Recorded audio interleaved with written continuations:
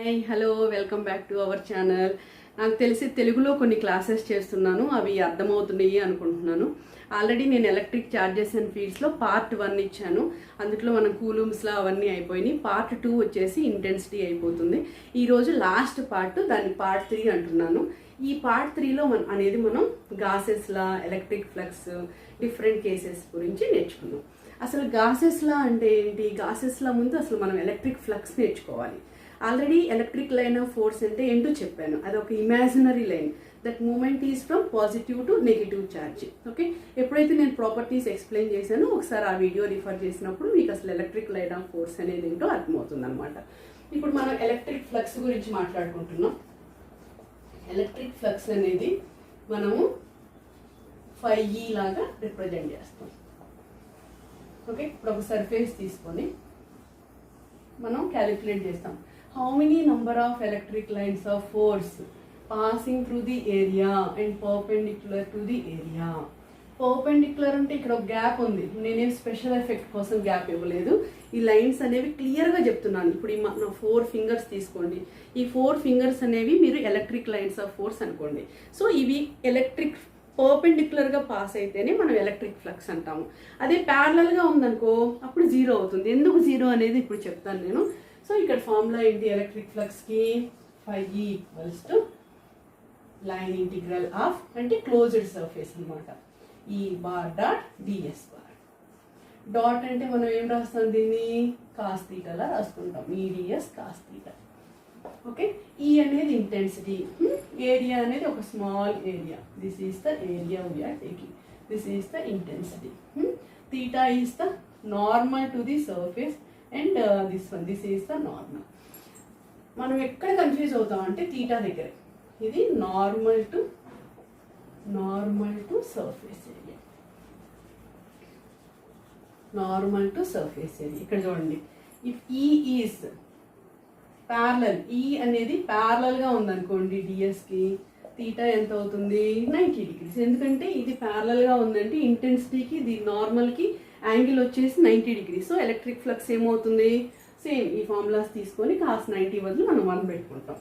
అదే ఈ అనేది పర్పెండిక్యులర్గా ఉందనుకో డిఎస్కి, థీటా ఈక్వల్స్ టు ఇక్కడ థీటా ఈక్వల్స్ టు 90 degrees. కానీ ఇక్కడ theta equals to 0 degrees. Sorry, this is parallel means it is perpendicular, theta is 90 degrees. Here electric flux equals to 0. Sorry, ఇక్కడ చూడండి, ఈ అనేది పర్పెండిక్యులర్గా ఉంటుంది కాబట్టి ఈ అనేది నార్మల్కి ప్యారలల్గా ఉంటుంది. సో ఇక్కడ మనకి 5E ఈక్వల్స్ టు ఈడిఎస్ వస్తుంది అనమాట. సో ఇట్లా మనం థీటా అనేది అసలు చాలా ఇంపార్టెంట్ రోల్. అసలు థీటా గురించి మనం అర్థం కావాలి. కొన్నిట్లో ఏమంటారంటే theta is the angle between intensity and that area. Okay, అది 60 degrees ఇచ్చారనుకోండి, అది నార్మల్కి ఎలా క్యాలిక్యులేట్ చేస్తాము? నార్మల్ ఇది 60 ఉంటే అది 30 అనమాట. అట్లా మనం డిపెండ్స్ ఆన్ ది సిచ్యువేషన్ అనేది తీసుకోవాలి. సో దీన్నే ఎలక్ట్రిక్ ఫ్లక్స్ అంటాము. నెక్స్ట్ మనం ఛార్జ్ డిస్ట్రిబ్యూషన్ ఎలా చేయొచ్చో మాట్లాడుకుందాం. మనం ఛార్జ్ డిస్ట్రిబ్యూషన్ అనేది 3 types ఉంటుంది అనమాట. ఫస్ట్ వన్ వచ్చేసి లీనియర్ ఛార్జ్ డెన్సిటీ. లీనియర్ అంటేనే single dimension. Linear charge density. ఒక రాడ్ తీసుకున్నాం, ఛార్జ్ అనేది యూనిఫామ్గా డిస్ట్రిబ్యూట్ అయింది. దాని ఛార్జ్ ఎంత? Q అనుకున్నాం. దాన్ని ఎట్లా క్యాలిక్యులేట్ చేస్తాం? Charge per unit length. దాన్ని లీనియర్ ఛార్జ్ డెన్సిటీ అంటాం. దీని ఫార్ములా వచ్చేసి lambda equals to Q/L. Unit వచ్చేసి న్యూటన్ పర్ మీటర్.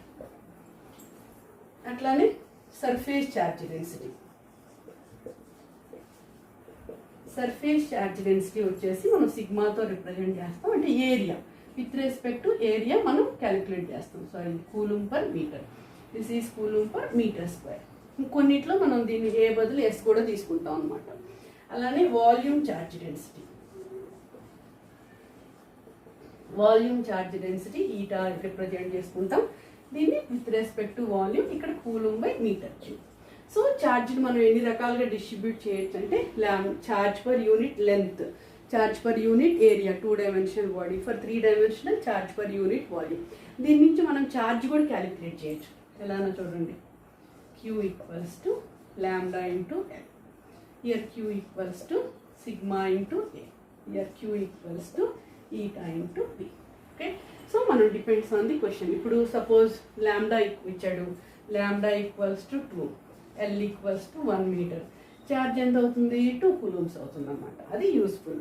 నెక్స్ట్ మనం వచ్చేసరికి గాసెస్లో చెప్పుకున్నాం. గాసెస్లో అనేది మీకు ఆల్రెడీ పర్ఫెక్ట్ అయి ఉంటారు, అది ఒక one of the important question కాబట్టి బోర్డ్ ఆఫ్ ఇంటర్మీడియట్ కూడా. సో గాసెస్లో వచ్చేసరికి ఎలక్ట్రిక్ ఫ్లక్స్, ఇది కూడా మనం ఎందుకు యూజ్ చేస్తాం, ఎలక్ట్రిక్ ఫ్లక్స్ క్యాలిక్యులేట్ చేయడానికి.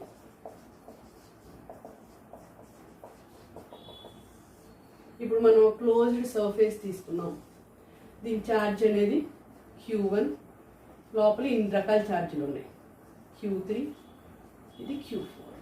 క్రాస్ అంటేనేమో పాజిటివ్ తీసుకున్నాం, ఈ డాట్ లాంటిదేమో నెగిటివ్ తీసుకున్నాం. ఒకటేమో inside the plane of the paper, another one is out of the plane of paper, both are having opposite directions అనమాట. ఇక్కడ ఎలక్ట్రిక్ ఫ్లక్స్ ఫార్ములా చూడండి, 1/ε0 టైమ్స్ ఆఫ్ ది ఛార్జ్. కానీ ఇక్కడ ఛార్జ్ ఎన్ని ఛార్జ్లు ఉన్నాయి, ఒక్కటి కాదు, Q1 minus Q2 minus Q3 plus Q4. అప్పుడు ఎలక్ట్రిక్ ఫ్లక్స్ ఎలా రాస్తాం, 1/ε0, ఛార్జ్ బదులు మనం Q1 minus Q3, Q2 minus Q3 plus Q4 ఇలా కనుక్కుంటాం. సపోజ్ ఒక ప్రాబ్లం కూడా చేద్దాం మనం. Q equals to 8.85 coulombs, electric flux కనుక్కోమంటే 1/ε0 టైమ్స్ ఆఫ్ ది ఛార్జ్. ఇప్పుడు ε0 బదులు ఏం చేస్తాం మనం, వాల్యూ గుర్తుపెట్టుకోవాలి. ఇక్కడ 8.85 ఇంటూ 10⁻⁻12 అనమాట. ఇది ఛార్జ్ వచ్చేసి వాళ్ళు 8.85 ఇచ్చారు. సింప్లిఫై అయిన తర్వాత మనకు ఆన్సర్ ఎంత, 10⁻12. So like this we should calculate the electric flux. Okay, this is about the Gauss's law. Gauss's law applications ఉన్నాయి. ఇక్కడ గాసెస్లో అప్లికేషన్స్ ఏంటి చూడండి, ఒక లాంగ్ స్ట్రెయిట్ ఇన్ఫైనైట్ కండక్టర్లో ఛార్జ్ అనేది ఇలా డిస్ట్రిబ్యూట్ అవుతుంది. ఇక్కడ మనం గాసియన్ సర్ఫేస్ ఇమాజిన్ చేసుకోవాలి. యాక్చువల్గా మీకు లాంగ్ ఆన్సర్స్ ఉంది కానీ దీంట్లో మనం అంత స్ట్రెస్ చేయము, రాదు కాబట్టి. కానీ ఇది రేడియస్ R, లెంత్ ఏమో L. ఇంటెన్సిటీ ఫార్ములా ఇది బాగా గుర్తుపెట్టుకోండి, ఎందుకంటే ఎలక్ట్రిక్ పొటెన్షియల్ అండ్ కెపాసిటెన్స్లో కూడా ఈ ఫార్ములాస్ యూజ్ అవుతుంది. λ/2πε0R. లాంబ్డా అంటే ఆల్రెడీ మనకు తెలుసు, ఛార్జ్ పర్ యూనిట్ లెంత్ అనుకున్నాం. కావాలంటే మనం Q/2πε0R L ఆల్సో ఇలా కూడా రాసుకోవచ్చు. అట్లానే ఇంకొక అప్లికేషన్ ఉంటుంది, ప్లేన్ షీట్. ఈ ప్లేన్ షీట్ కూడా ఛార్జ్ ఎంత, 2 డైమెన్షనల్ డిస్ట్రిబ్యూట్. ఇందులో మనం హారిజాంటల్ గాసియన్ సర్ఫేస్ని తీసుకున్నాం. ఇక్కడ వచ్చేసి sigma E equals to sigma/2ε0. దీన్ని ఎలక్ట్రిక్ అండ్ పొటెన్షియల్ అండ్ కెపాసిటెన్స్లో ప్యారలల్ ప్లేట్ కెపాసిటర్లో దాన్ని డిరైవ్ చేయడానికి యూజ్ చేస్తాం. అక్కడ 2 ప్లేట్స్ ఉంటాయి కాబట్టి E1 + E2 తీసుకున్నాం. ఇక్కడ సింగిల్ ఉంది కాబట్టి మనకి sigma/2ε0. అట్లానే ఒక స్పియర్ ఉంటుంది. స్పియర్లో ఫస్ట్ ఇక్కడ కనుక్కోవాలి మనం, రేడియస్ వచ్చేసి క్యాపిటల్ R, ఈ పాయింట్కి దీనికి మధ్యలో డిస్టెన్స్ స్మాల్ r అనుకున్నాం. ఈ స్మాల్ ఏరియా ఇంటెన్సిటీ కూడా ఇలా ఛార్జ్ అనేది ఇలా డిస్ట్రిబ్యూట్ అవుతుంది. ఇక్కడ మనం ఇంటెన్సిటీ ఫార్ములా ఏంటి, E equals to 1/4πε0 Q by ఎంత డిస్టెన్స్ ఉందో అంత తీసుకోవాలి. కానీ ఇక్కడ మనం Q బదులు ఇది కూడా రాసుకోవచ్చు, ఛార్జ్ పర్ యూనిట్ ఏరియా కదా. So Q equals to sigma into area కూడా తీసుకోవచ్చు. సిగ్మా S/, ఏరియా బదులు మనం 4πr², రేడియస్ని కన్సిడర్ చేయాలి, స్మాల్ r². 4π క్యాన్సిల్ అయితే ఇక్కడ ఇంటెన్సిటీ ఎంత వస్తుంది, 1/σr²/ε0 into r². Second case చూడండి, ఆన్ ది సర్ఫేస్. ఇక్కడ స్మాల్ r క్యాపిటల్ R రెండు సేమ్ ఉంటాయి. ఇక్కడ వచ్చేసి ఇంటెన్సిటీ మనం 1/4πε0 Q²/R² తీసుకోవాలి. అదే ఈ ఫార్ములా తీసుకుంటే r² క్యాన్సిల్ అవుతుంది, ఇంటెన్సిటీ ఎంత వస్తుంది, sigma/ε0. ఇంకొక కేసు వచ్చేసి స్పియరే తీసుకుంటాం మనం. లోపల ఆ లోపల అనేది ఇంటెన్సిటీ ఎంత ఉంటుంది, 0 ఉంటుంది. లోపల అనేది ఛార్జ్ అనేది ఉండదు కాబట్టి ఇక్కడ లోపల అనేది ఇంటెన్సిటీ 0 ఉంటుంది. సో ఇలా మనం గాసెస్లో అప్లికేషన్స్ డిస్కస్ చేసుకోవచ్చు. నెక్స్ట్ టాపిక్ వచ్చేసి మనము ఇక్కడ చూడండి, ఈ డిఫరెంట్ కేసెస్లో మనం గాసెస్ లా అనేది యూజ్ చేసి ఎలక్ట్రిక్ ఫ్లక్స్ అనేది ఎలా కనుక్కుంటాం.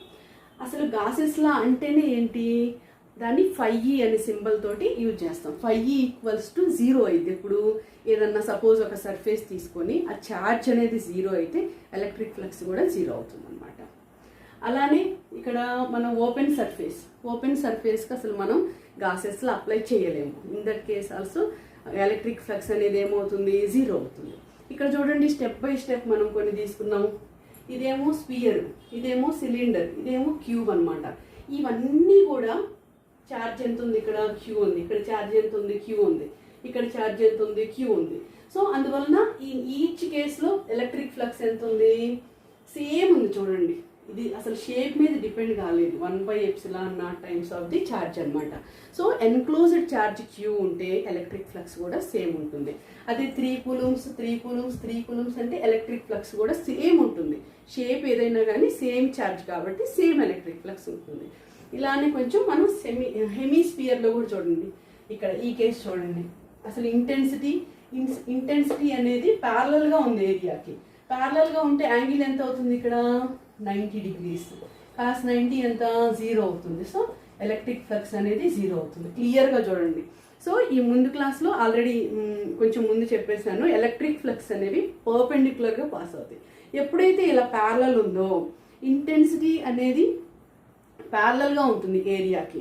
సో మనకి యాంగిల్ అనేది ఏంటి, నార్మల్ టు ఏరియా తీసుకోవాలి. సో ఇంటెన్సిటీ ప్యారలల్గా ఉన్నప్పుడు యాంగిల్ వచ్చేసి 90 degrees. అప్పుడైతే అసలు ఎలక్ట్రిక్ ఫ్లక్స్ 0 అవుతుంది అనమాట. అలానే మనం క్యూబికల్ బాడీలోకి రండి. ఇక్కడ ఒక క్యూబ్ తీసుకున్నాము, ఇక్కడ ఛార్జ్ ఎంత ఉంది, క్యూ ఉంది కాబట్టి మనం డైరెక్ట్గా ఎలక్ట్రిక్ ఫ్లక్స్ = Q/ε0 తీసుకున్నాం. అట్లానే flux linked with the each phase, ఒక ఫేజే తీసుకున్నాము. అంటే మొత్తం ఎన్ని ఫేజులు ఉంటాయి, 6 ఫేజెస్ ఉంటాయి. ఒక ఫేజే తీసుకున్నప్పుడు ఆ టోటల్ ఛార్జ్లో 1/6 పార్ట్ని తీసుకోవాలన్నమాట మనం ఇక్కడ. అట్లానే ఒక Q is at centre of the face. Centre of the face అంటే మనం 2గా డివైడ్ చేస్తున్నాం, అప్పుడు ½ ఆఫ్ దట్ Q/ε0 వస్తుంది. సో ఈ కేసులో చూడండి, క్యూబ్ తీసుకుంటున్నాము కానీ డిఫరెంట్ కేసెస్. ఒకసారి ఏమో సెంటర్లో పెట్టాము, ఒకసారి ఏమో ఒక ఫేజ్ మీద పెట్టి దానికి ఎంత ఎలక్ట్రిక్ ఫ్లక్స్ అనుకుంటున్నాం. ఒకసారి లాస్ట్లో కార్నర్లో పెడితే చూడండి ఎన్ని కార్నర్స్ ఉంటాయి, 8 కార్నర్స్ ఉంటాయి. కాబట్టి ఎలక్ట్రిక్ ఫ్లక్స్ అనేది Q/8/ε0. ఓకే, నాకు తెలిసి ఇది కొంచెం డిఫికల్ట్గా ఉంటుంది. Part 1లో వచ్చేసి మనం కూలమ్స్లా అప్లికేషన్స్, అసలు ఛార్జ్ క్వాంటైజేషన్ అన్నీ నేర్చుకున్నాం అనమాట. సెకండ్ దాంట్లోకి వచ్చేసి మనం intensity of electric field, electric dipole నేర్చుకున్నాము, ఇంకా ఎలక్ట్రిక్ డైపోల్ ఇంటెన్సిటీ నేర్చుకున్నాం అనమాట. థర్డ్ పార్ట్ వచ్చేసి గాసెస్లో. ఇది కొంచెం డిఫికల్ట్గానే ఉంటుంది. కొంచెం కొన్ని ఫార్ములాస్ బై హార్ట్ చేసి అర్థం చేసుకోవడానికి ట్రై చేయండి. ఈ మధ్య కాలంలో వీళ్ళు గాసెస్ల మీద కూడా ఎక్కువ స్ట్రెస్ చేస్తున్నారు questions. Okay, thank you everyone. Please subscribe my channel and share to your friends also.